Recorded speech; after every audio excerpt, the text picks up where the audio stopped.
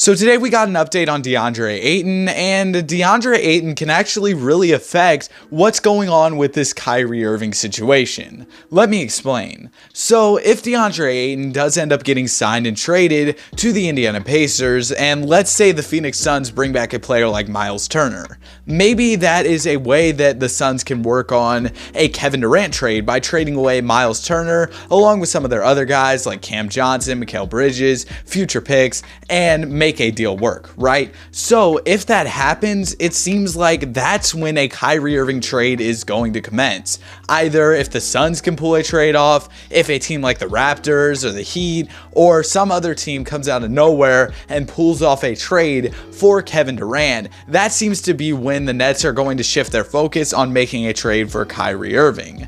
Brian Windhorst even said a little while ago that this situation could drag out just due to the fact that the Lakers are really the only team interested, and plus the Nets have to worry about a Kevin Durant trade as well. They just have a lot going on in their front office, and did I mention we're in the midst of free agency as well, so there's a lot going on in Brooklyn and they're probably just overwhelmed with all that they have to deal with. But recently, Bleacher Report had a trade idea that I feel like could at least make both teams happy to a certain extent. In this scenario, the Lakers would be giving up multiple picks, but they wouldn't be giving up multiple firsts, just one future first and a couple second-round picks. This would allow the Brooklyn Nets to get multiple picks, even though it's not multiple first, and the Lakers, they would be bringing in Joe Harris and Kyrie Irving while trading away Russell Westbrook.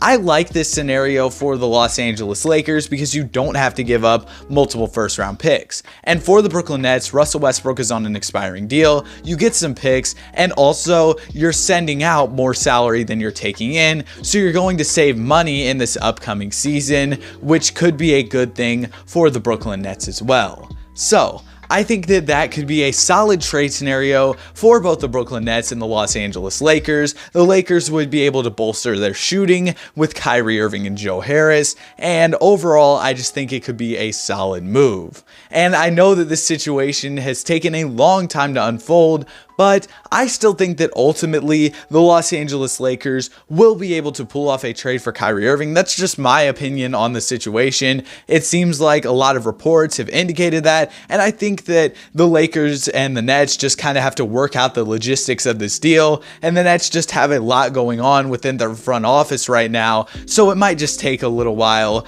and I know it's tough to wait. I've been checking my notifications to see if this Kyrie trade will go down, but I guess we'll just have to keep waiting and see what happens. But if you want to hear about 7'1", 24-year-old center Jay Huff, who's been really impressive for the Lakers so far in the couple games of Summer League we've seen from him, click the video on screen. Have a great day. Be sure to like and subscribe.